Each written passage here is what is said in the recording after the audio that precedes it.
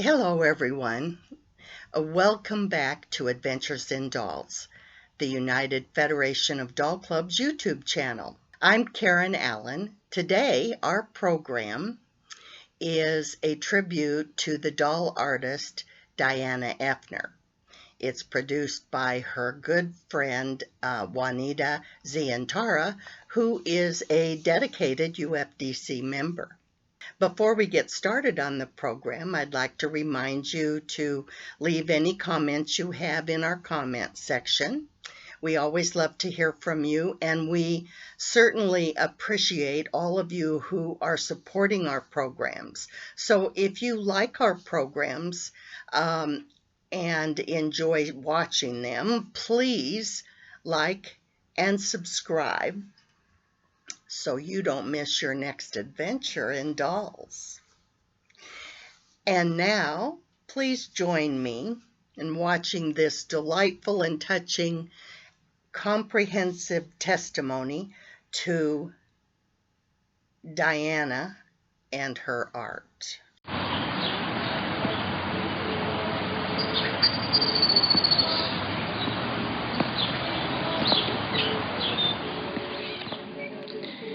Come along with me as we look at the life of Dianna Effner and her amazing story. She was born in 1945 in Ogden, Utah. Homes were less than $3,000. Harry Truman had become president. The war had ended. A few years after Dianna was born, her family decided to move east to a little village just south of Chicago, Park Forest. It had been founded as a town to welcome the young families that were growing after World War II.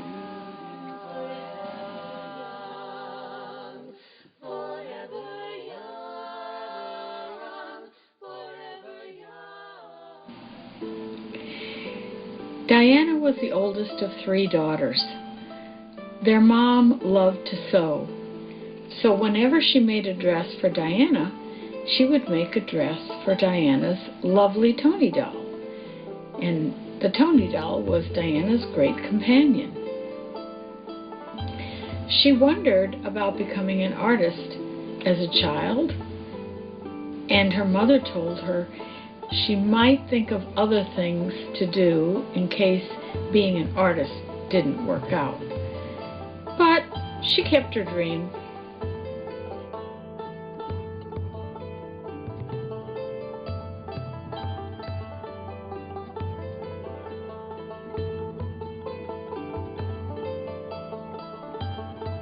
One day, when she was supposed to be cleaning her room, Dianna decided to make a doll. And this is Dianna Effner's first doll.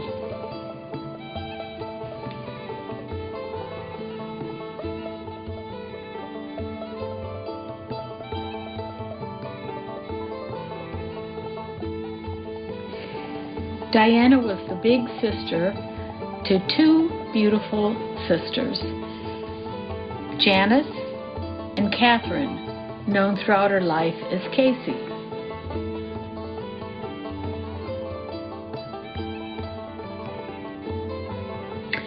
After Dianna graduated in 1963, she headed to Bradley University, which is located in Peoria, Illinois, just southwest of Chicago along the Illinois River. She planned to study painting, sculpture, ceramics, and was dismayed to discover that the instructors discouraged any kind of figurative art. It was the era of pop culture, after all. Here we see a young Dianna in front of her paintings. Seems like she very successfully found a way to work figures into her art.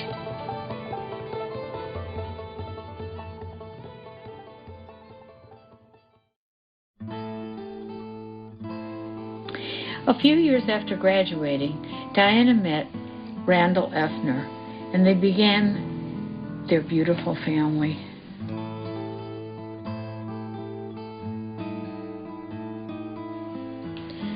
As the family was growing, to make a little extra money, Dianna decided to put her artistic skills to work.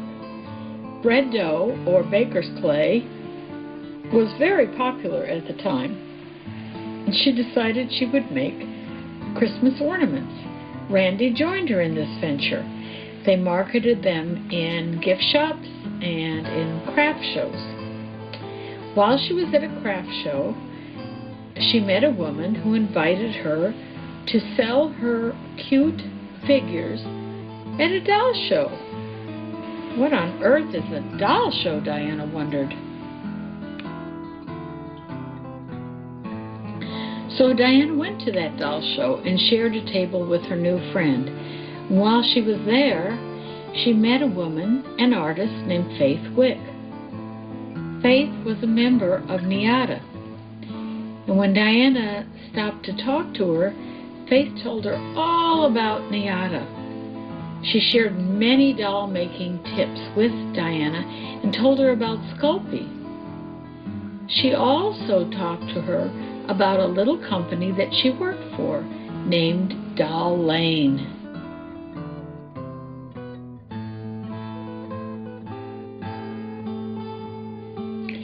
Faith, always enthusiastic, took Dianna over to meet the mother-daughter team who owned Doll Lane.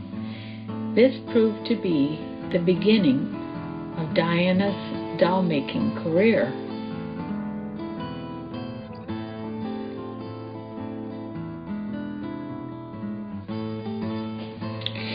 The mother-daughter team asked Dianna if she would sculpt a few pieces for them, and so she did. Over the next 5 years, she created about a dozen different characters, but she did not produce the characters herself. She only did the sculpting.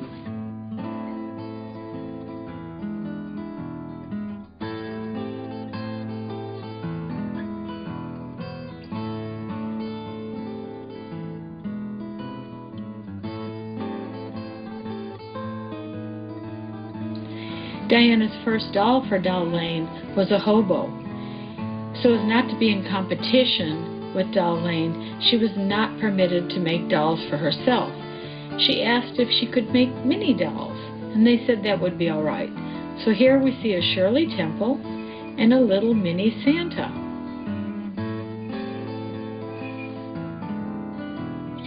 By 1980, Dianna and Randy decided to leave Peoria and move to a little homestead community in Jamestown, Missouri, with their 3 children.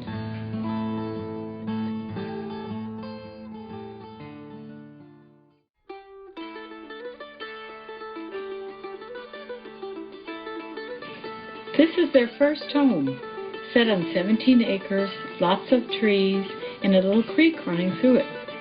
Lots of space for children to play and grow.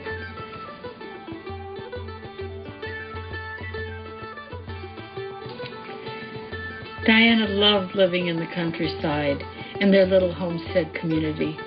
She so enjoyed watching the children playing. She thought of them as wildflowers, healthy, vibrant, unspoiled in every way.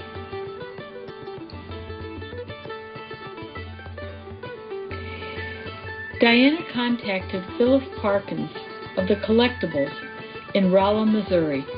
Rolla wasn't too far from Jamestown. Dianna aptly named the new series of dolls she would create Wildflowers.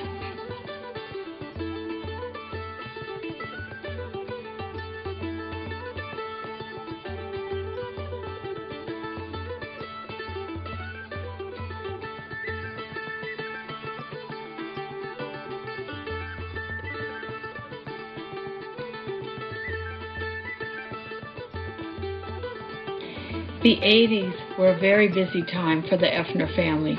Dianna was creating the Wildflower series. Randy was building their new timber home on the property, Dianna pitching in when she could. It would be a lovely place to have a garden and eventually a small coop for chickens. In the 70s, Faith Wick had spoken to Dianna about NIADA. Dianna wasted no time in finding books to read more about NIADA's artists. Helen Bullard's book was the first that she began devouring, in her own words. First Volume 1 and then Volume 2.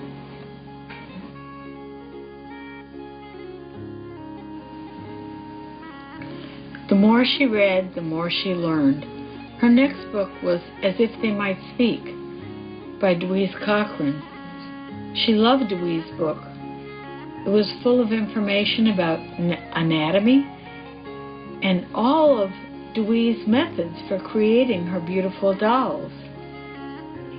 More and more, Dianna was beginning to feel that the NIADA artists were people she needed to meet.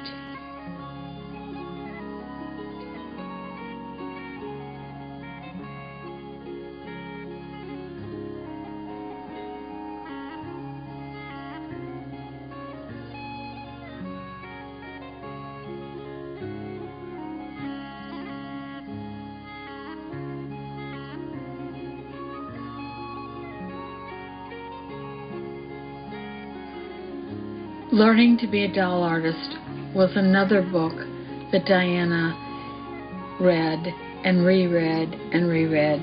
In it, Martha explains how to handle porcelain and how to create a doll with many joints. Dianna found this to be compelling and knew she had to meet Martha.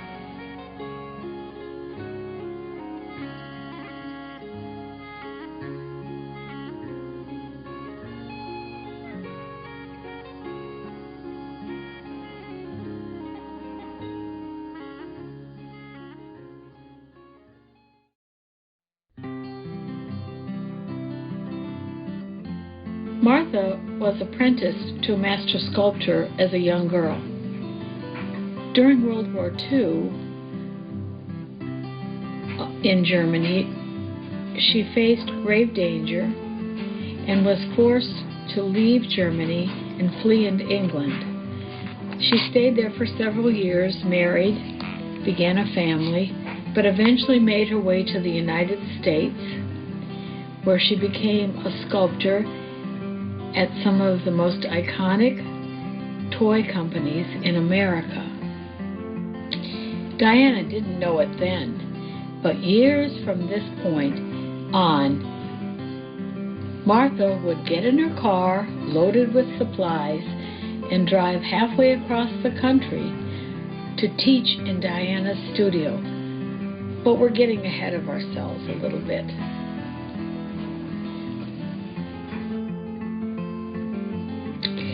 Dianna made plans to attend the UFDC convention in San Francisco in 1983. She knew that the NIADA artists would be holding a one-day exhibit, and she could meet and talk to many of the people she'd only been reading about up to this point. That was exciting for Dianna. So Dianna went to the UFDC convention in 1983 in San Francisco. She entered a soft-sculpted granny doll, which won third prize, but definitely did not portend Dianna's success in porcelain in the years to come.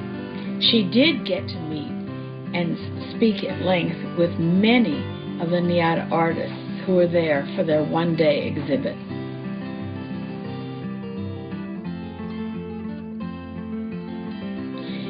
In the mid-'80s, Dianna was contacted by Ashton Drake, a large collectibles company. She was a little hesitant, but did go into an agreement with them to create fairy tale characters and later nursery rhyme characters. Again, Dianna did not have control over the final product, only the initial sculpt. Here we see Snips and Snails as Dianna presented him, and then as he later was issued.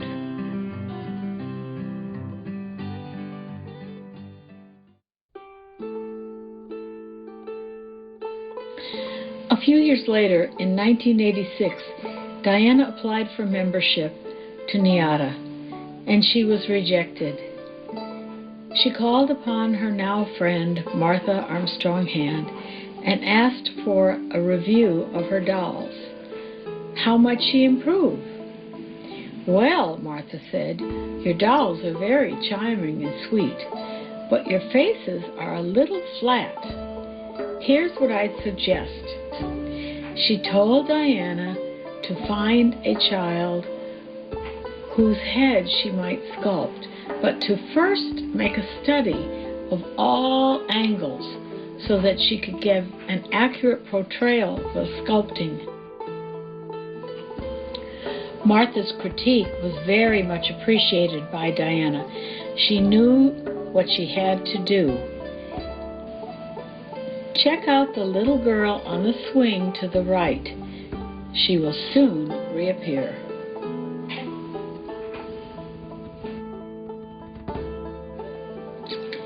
Dianna returned home. She knew just who she wanted to sculpt. One morning early, she went to the playground and she caught sight of the little girl and photographed her several different directions. She would turn this time while sculpting to potter's clay and not Sculpey, that which she had been using.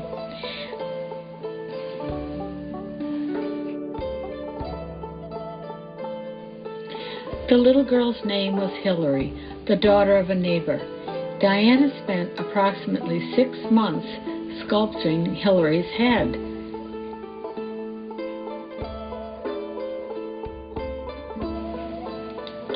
Next, Dianna would sculpt a little girl named Willow, the daughter of another neighbor of Dianna's. When the little girl's mother found out that Dianna wanted to sculpt Willow, she gave her a family album full of charming pictures of her daughter as a little girl, so Dianna could better understand her character. What a sweetheart.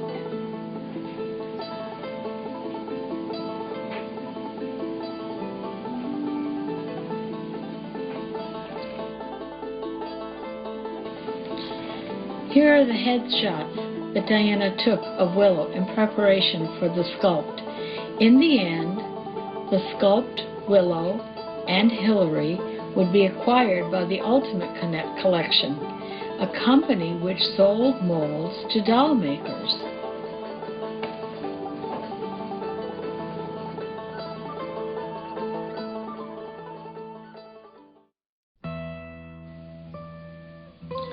In 1989, a chance meeting with Jerry Uribe gave Dianna an opportunity to acquire an apprentice.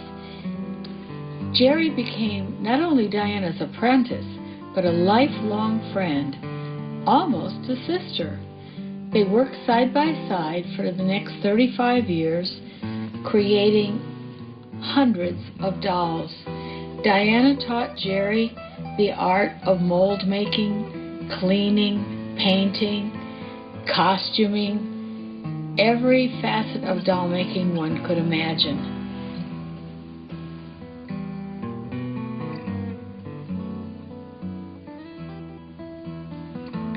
It was 1990, and the changes in Dianna's world had only just begun. Dianna and Randy bought the Mercantile, a storied old building in the center of Jamestown that predated the Civil War. Dianna felt that this could very well be a center for doll making like no other, her own studio, and held the possibility of teaching as she had been taught.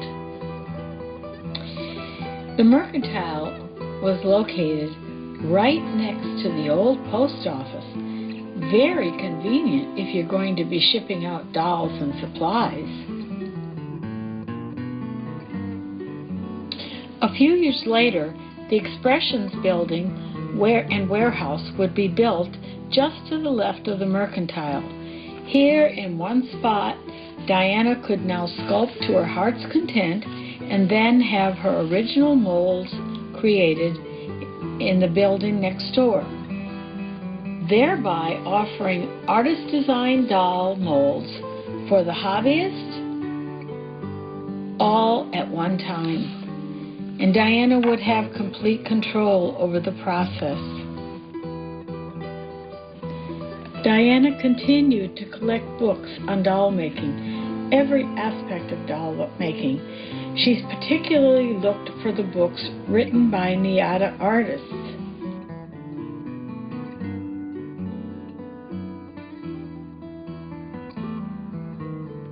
She admired Antoinette Seeley's books, videos, and workshops. She admired Noni's sense of discipline, and especially she appreciated her willingness to share every detail that she had learned over the years. Sharing was something that Dianna learned from NIADA.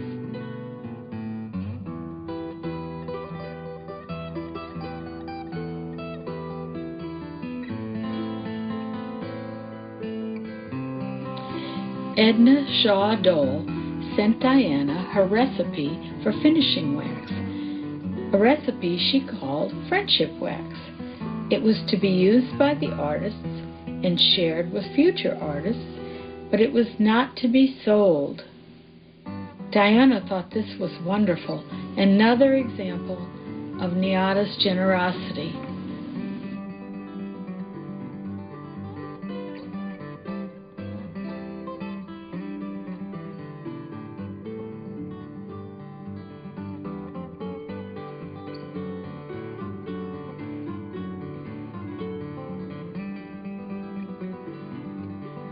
In mid-1990, Dianna was accepted into NIADA.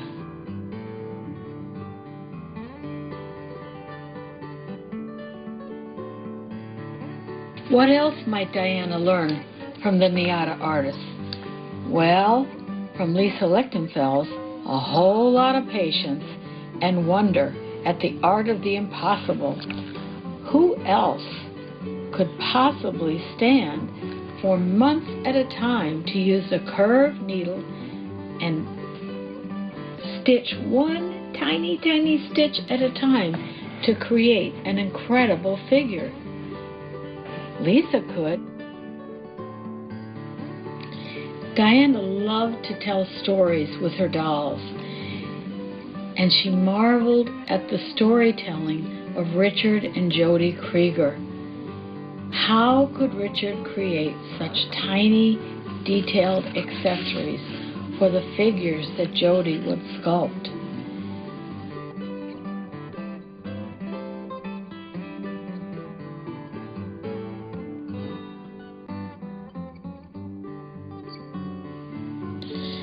A few years later, Dianna stepped away from her studio for a week to fall under the spell of that dynamic duo, Anki Donnan and Marlene Verhest. For a week, she sculpted,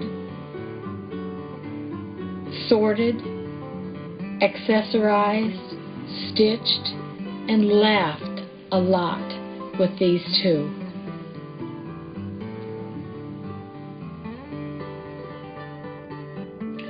Marlene offered this book this week. Dianna couldn't understand a word of it, but she bought it as a souvenir because Marlene's diagrams were wonderful. This is a doll that Dianna created during the week with Marlene and Anki, the Dutch Touch.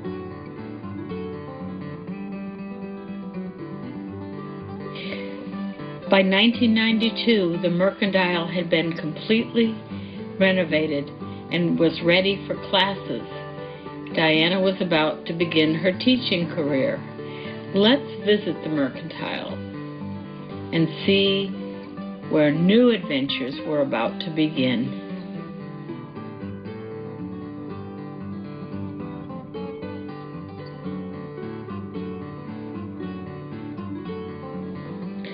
Welcome to the Mercantile, home of Dianna Effner dolls. My name is Joyce Matthews, and for many years I have been privileged to be a member of Dianna Effner's Doll Dreamers Guild. She was our mentor, she was our friend, she was our fearless leader. Probably the most valuable technique I learned from Dianna was definitely her method of painting eyes. She called it the deep method, and from the very beginning of my training, the main emphasis was on creating a face that was painted as a portrait of a real child. And she really encouraged us to collect pictures from our own family and from magazines and now the internet of real children and faces and expressions and children of different ethnic and cultures. Her greatest contribution to the art of the doll is her drive to promote the love of dolls.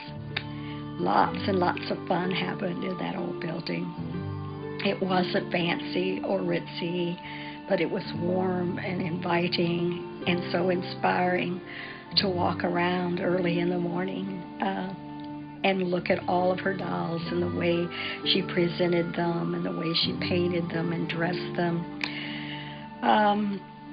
You could see new projects she was starting, things she was working on. She was always looking for something new and doing something new with the dolls and with her sculpts. If you love dolls and you went to Jamestown, you were in the right place. And if Dianna was there, it was the right time. In that old Mercantile building, we learned to make and paint dolls first in vinyl or porcelain and then in vinyl. We learned had lessons in costume design and sewing, hat making, sculpting, shoemaking, just about every aspect of dolls. We made trips to the feather farm. There is a feather farm there near Jamestown. And we bought feathers to put in our dolls' hats. I still have a great big box of hat feathers that I probably will never use. Before I left, I took many, many pictures of every room, every nook, every cranny of the Mercantile. Because every room, every nook, every cranny held a precious memory for me, and I'm sure the other guild members. A memory of a group of ladies that love dolls and their fearless leader, Dianna Effner. She will never be replaced. The Mercantile welcomed visiting artists. It was a place to study, share, and enjoy good times, learning as they went along.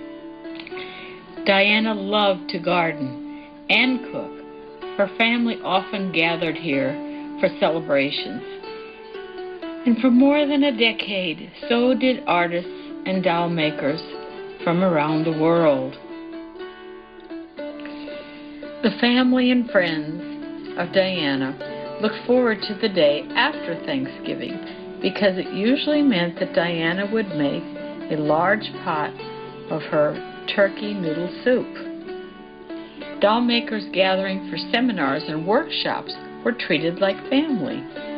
Good times had by all. Let's visit the upper level where students stayed and studied. Jerry reports that she often heard Dianna tap dancing and singing as she came down the long hallway.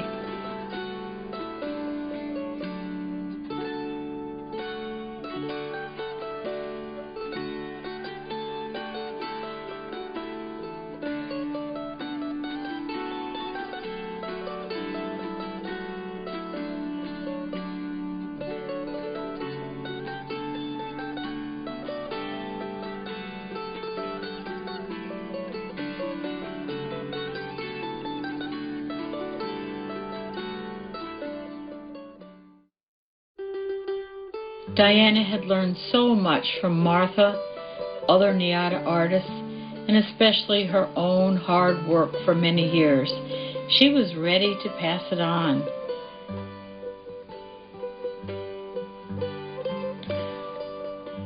Workrooms filled with fabrics, paints,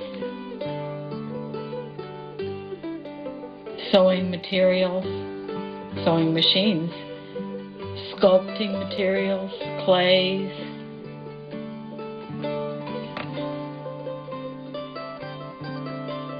It was all here in the classrooms. It was a beautiful space.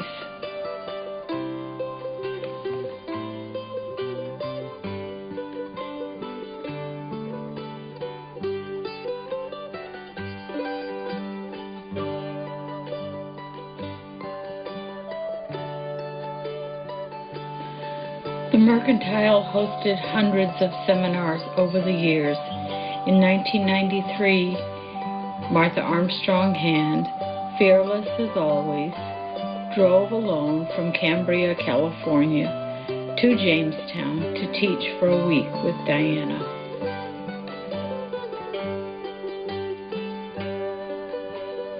All the while, Dianna was sculpting.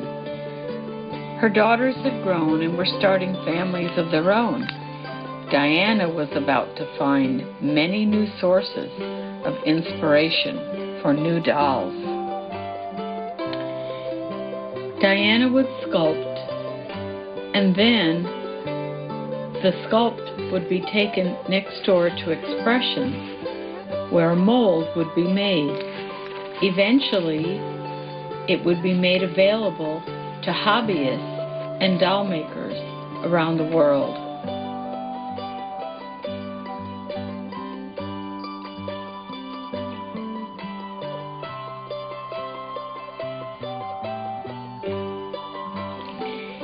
Dianna continued to find inspiration in the babies being born in her community.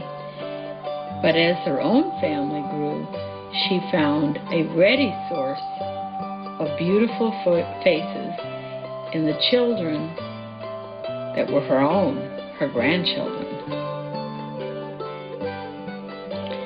Here are but a few of the charmers that found their way into Dianna's heart and became dolls.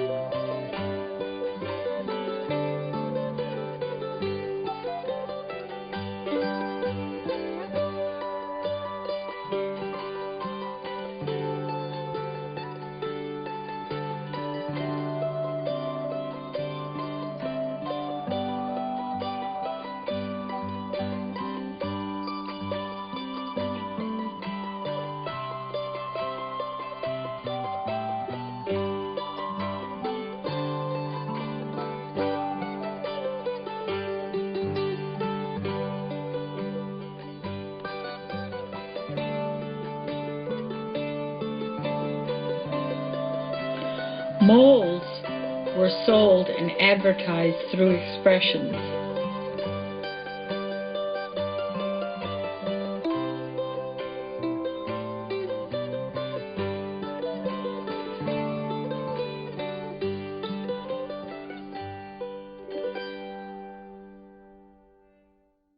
In addition to raising her family, running her business, teaching, she also loved to sing. She was a longtime member of the Missouri Sweet Adeline's Barbershop Quartet and was a tenor for the Vivid Image Quartet.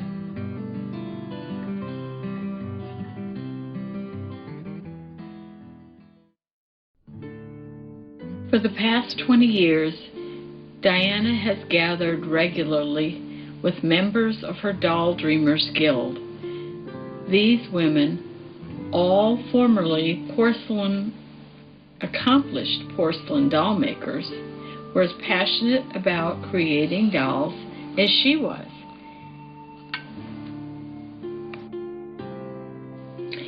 Dianna considered the guild members her peers. They had all mastered the deep method of painting eyes, that is, the Dianna Effner eye painting method.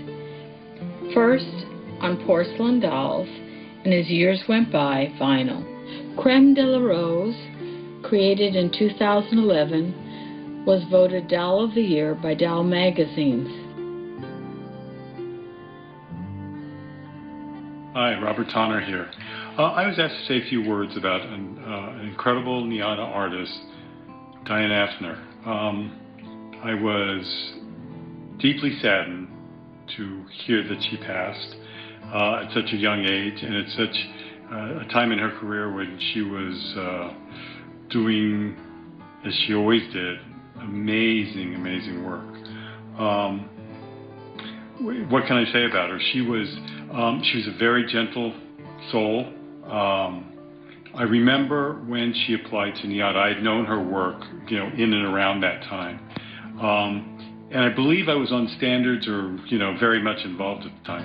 And I looked at her work and I just thought there was such an innocence and a soulfulness about the beautiful child sculpts that she did. I mean, no one could touch her. And she continued to do that throughout her career, where she made these incredible, I'm going to use the word incredible and awesome, whatever, many times in describing her work. But it's, her incredible ability to capture the innocence of childhood. And there are very few like her. And she did it in, her faces had a family resemblance. You could tell that they were the child of Dianna Effner. But each one was different, and each one there was a soulfulness about each one. They were truly incredible. Anyway, I saw her work when she applied, and I had known her work. And I think that she applied reluctantly to NIADA because I don't think that she felt like she fit in.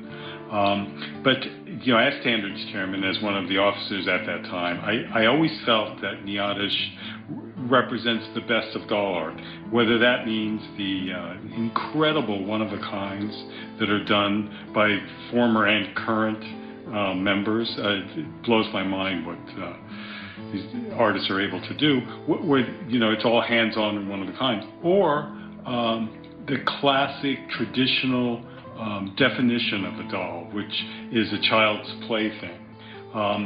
And I feel like there are a few people who can take that child's plaything and turn it into an incredible work of art. And she was definitely in the top of that category. Just blew everybody else away. I'm a real historian of commercial doll art, and Dianna was one of the top half dozen or less, maybe the top 2 or 3 of people who defined what a doll should look like. In the early 2000s, many doll makers as well as collectors turned to vinyl as a collectible of choice.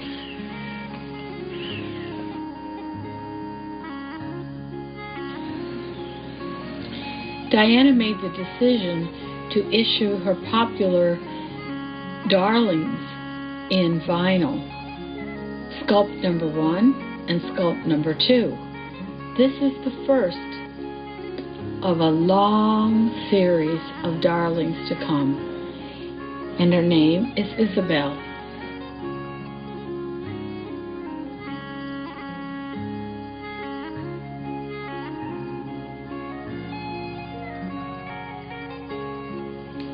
Occasionally, Dianna would collaborate with other artists in producing a very special darling. Here are 2, Erin Rose in Petit Bijou and Rose Sauvage. Both costumes were created by Magali Houle Dawson, who would eventually become a member of Dianna's guild. Dianna painted the first one as a redhead with blue eyes, and the second, a sculpt number 1, by the way, and the second is a sculpt number 2. Both ensembles are made up of many, many parts.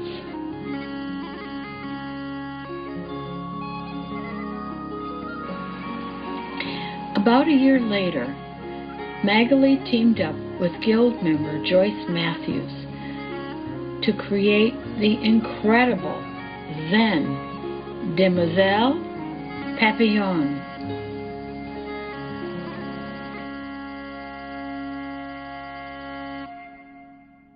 Hello, this is Magali Dawson here in Vermont. I'm here to talk about Dianna and also about her contribution into the doll artistry. Well, first of all, I think that the Little Darlings is something very special that she brought into the doll world. To be able to order a custom painted doll by artists that she trained and approved of makes each one of them very, very special and unique. But one of the things also I think that she brought is her ways, her own technique to paint the features, especially the eyes, realistically. It started very, very early in her career when she was very unhappy about how the glass eyes didn't fit very well into the porcelains. She even had some special glass eyes made, but she still wasn't happy about it. So she decided to paint the features and the eyes, and to this day, collectors have a hard time believing that those eyes are painted.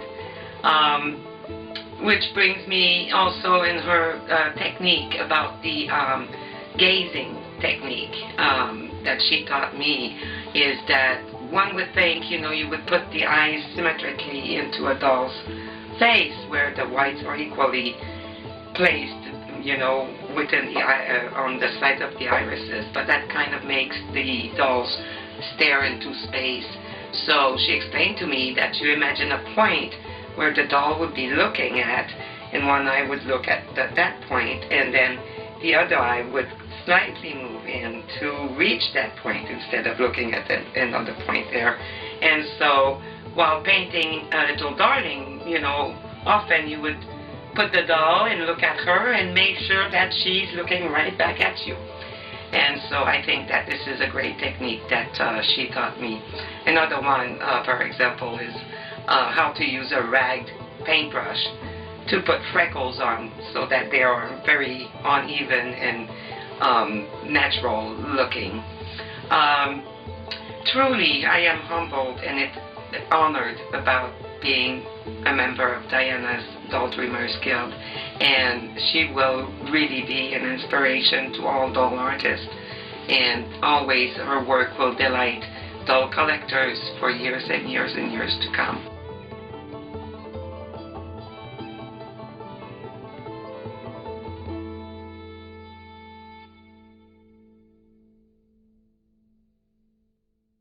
There are only 4 sculpts in the Darling series.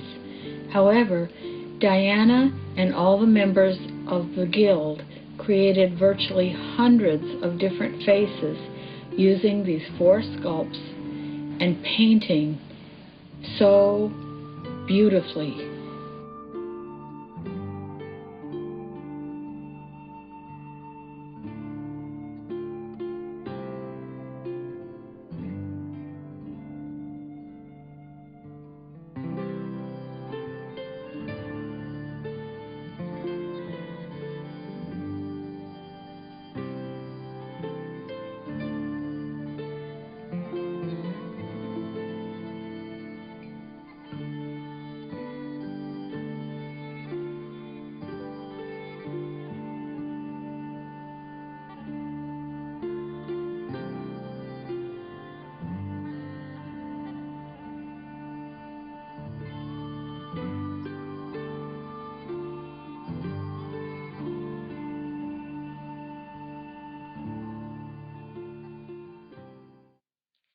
Hi, my name is Leanne Carpenter and I am the 10th Little Darling artist in Dianna's Guild. Dianna left many legacies, she really did, but I think the one outstanding one for me was when I mastered her eye painting techniques. I think this was fairly revolutionary for its time. Certainly there were other eye painting techniques out there. Ron Booker was one to name. But she brought a realism. Her philosophy was the eyes are the windows to the soul, and you just can't always get the right expression using glass eyes, and you don't get the depth in the eye with the shading and all that. And to me, this will be the one thing that I feel that, especially she brought, was this gaze technique to doll making, and it applies to anything, porcelain, rosin, BJDs, vinyl, anything. And I think, she was truly a pioneer amongst many other pioneers, but to me, the gaze technique was the one thing that I think stands out to me as her contribution to doll making in general. Thank you.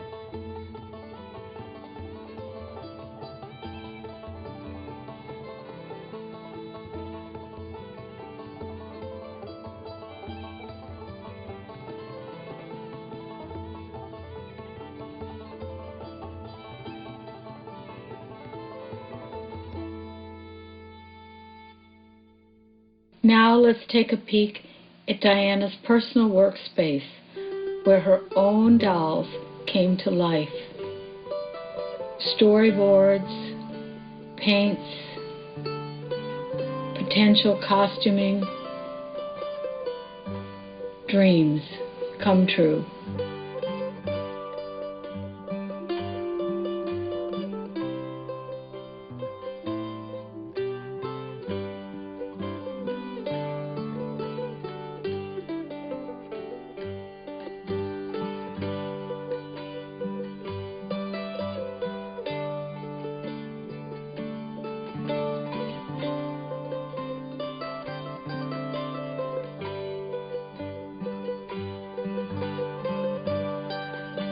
Near Dianna's desk is a bookcase full of souvenirs and other dolls from NIADA artists and others that she loved.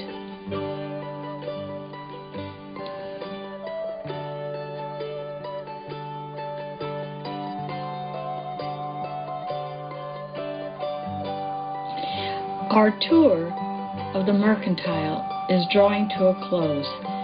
But let's end with a walk through the showroom, what visitors might see when they come through the front door.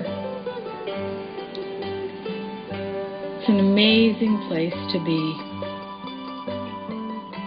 It's a record of many of the dolls Dianna has created over the years.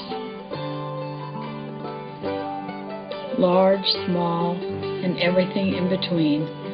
Mostly porcelain, but not all.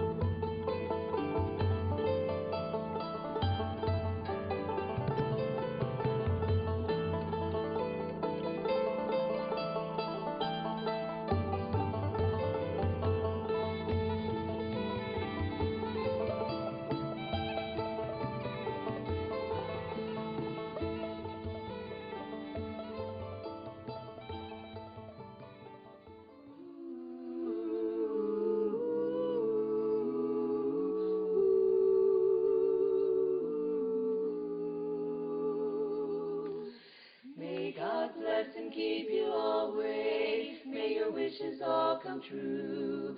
May you always do for others and that others do for you. May you build a ladder to the stars and climb on every rung, and may you stay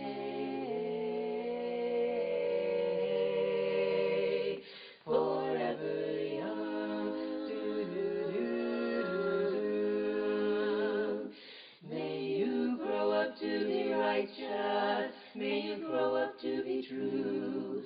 May you always know the truth and see the light surrounding you. May you always be courageous, stand upright and be strong, and may you stay forever young. Do-do-do, forever young, forever young. Goodbye, dear Dianna.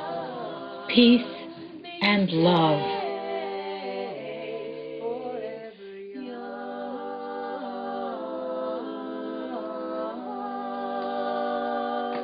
May your hands always be busy. May your feet always be swift. May you have a strong foundation when the winds of change shift. May your heart always be joyful. May your song always be sung. And may you stay forever young. Forever young. Forever young. Forever young. May you stay forever young.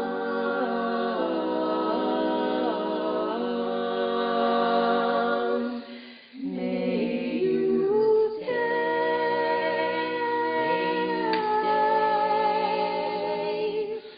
forever young.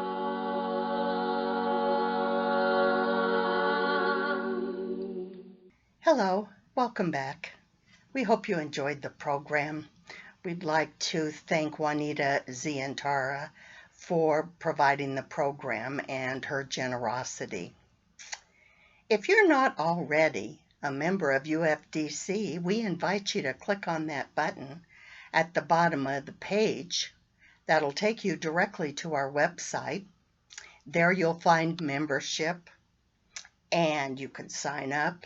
And when you do, be sure you tell them Karen sent you. Thanks so much for joining us today. We'll see you next time.